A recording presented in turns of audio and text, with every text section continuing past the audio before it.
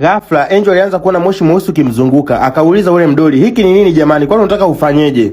Bwana, huwezi kuamini, ule mdoli ulibadilisha nafsi ya Angel ikaingia kwenye mdoli na nafsi iliyokuwa kwenye mdoli ikaingia kwenye mwili wa Angel. Angel alibaki kitandani kama mdoli, huwezi kuamini. Angel alibaki analia pale pasina msaada. Nafsi iliyokuwa kwenye mdoli ambaye ni Clara alitoka akiwa kwenye mwili wa Angel bwana. Anasema sasa nitafanya kazi kwa bidii na familia nzima itanipenda. Bwana, kumbuka huyu sio Angel kabisa. Haya bwana, siku ile ikapita. Kesho yake asubuhi Clara aliamka akafanya kazi zote za ndani. Alikunja nguo, akapanga vitabu, pia na nyumba alisafisha kwa kupiga deki kabisa vizuri, ikang'aa ikawa safi. Mama aliliona lile jambo, akamuita Clara akijua kwamba ni Angel, akamwambia mwanangu, haya yote mambo umefanya leo asubuhi, umefanya vitu vizuri sana. Akasema yote nafanya kwa ajili yako mama, wala hata usijali kabisa. Mama akasema asante sana mwanangu, lakini vipi umeuona mdoli? Kwa sababu pale ndipo kwa nimeutunza sijaukuta kabisa. Akasema hapana mama, sijauchukua kwa sababu tangu ulivyo nipokonya sijauona kabisa. Akasema okay, hamna shida mwanangu. Dae mama alikuja kumueleza mume wake, sasa hivi mtoto wetu Angel anaonekana amebadilika sana. Baba akauliza amebadilika, amekuwa na tabia nzuri au mbaya? Anasema amebadilika, amekuwa na tabia nzuri. Baba akasema huenda anafanya hivyo ili kukomba msamaha kutokana na makosa ambayo amefanya. Mama anasema ndio, na anajisikia vibaya kwa jinsi nilivyokuwa namgombeza, na hisi ningefanya njia nyingine kuliko kumfanyia vile. Baba anasema usijali mke wangu, hebu fikiria sasa hivi kuhusu kujifungua mtoto, kwa sababu mwezi ujao unajifungua. Baadaye Clara alimfuata Angel akamwambia, Angel usiwaze, subiria tu muda wako ukifika mambo yote yatakuwa sawa. Asante sana kwa kunipa maisha haya. Mama yako nampenda sana, anaonekana ni mama mzuri na sasa nasikia kupendwa kabisa.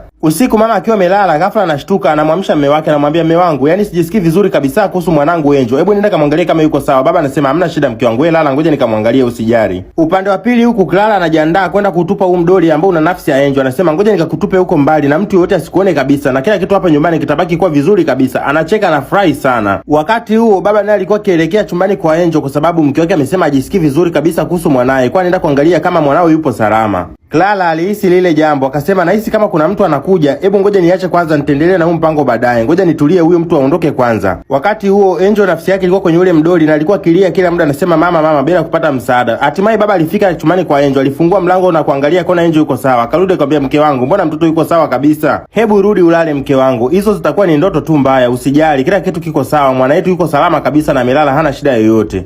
Bwana, walishindwa kugundua kwamba huyu sio mwanao Angel. Hii ni nafsi ya Clara ambayo imekuwa kwenye ule mdoli kwa muda mrefu. Hatimaye ile siku ilipita na asubuhi ikawa imefika tena.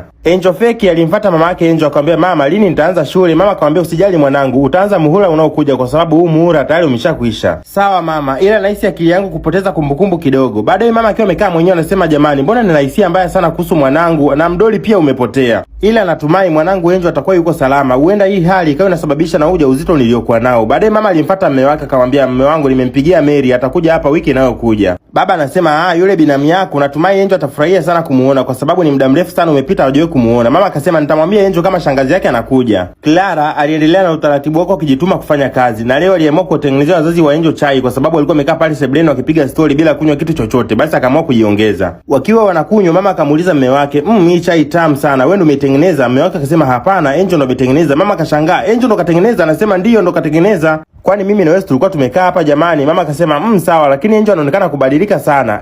Bwana, wakati huo Clara aliamua kwenda kutupa ule mdoli ambao una nafsi ya Angel. Alijisemesha mwenyewe, nikisha kutupa wewe huko mbali, humu ndani nitabaki mimi na wazazi wako na tutaishi vizuri kabisa bila kelele yoyote. Kwa sababu usiku ule wazazi wa Angel walikuwa wamelala, basi aliamua kutumia mwanya huo kumtoa Angel mule ndani na kwenda kumtupa huko mbali pasipojulikana, ili kusudi yeye abaki mule ndani akiishi kwa uhuru kabisa. Alitembea umbali mrefu sana, hatimaye alifika eneo fulani hivi lenye mchanga na akaamua kumzika hapo. Alianza kuchimba shimo ili aweze kumzika Angel. Hakutaka ushahidi wowote kuhusu Angel ubaki, basi alichimba shimo na akawa ameweka mdoli ule ambao una nafsi ya Angel na akawa muzika kabisa. Bwana, na roho mbaya sana. Basi usiku ule umepita na sasa ni asubuhi tena. Mama akiwa amekaa na Clara, yeye anajua ni Angel, akamwambia mwanangu Angel, kesho anti yako Mary atakuja hapa. Nadhani utakuwa na furaha sana kumuona maana ni muda mrefu tangu aondoke. Akauliza anti Mary? Anasema ndio anti Mary. Vipi kwani umemsahau? Hapana sijamsahau mama. Natamani sana kumuona kwa sababu nimemmisi sana. Baadaye Clara akasema huyu mwanamke ni nani anayekuja humu ndani? Ila natumai hataleta matatizo kabisa, hawezi kugundua kama mimi sio Angel. Bwana, hatimaye kesho ilifika. Anti Mary akaja akasema, jamani, mbona roho yangu inadunda sana? Humu ndani pako salama kweli? Mama akasema mbona kila kitu kiko salama? Akasema hapana, humu ndani hakuna usalama kabisa. Alo we, mbona kama Anti Mary kaushtukia mchezo? Nini kitatokea katika episode inayofuatia? Usikose kufuatilia.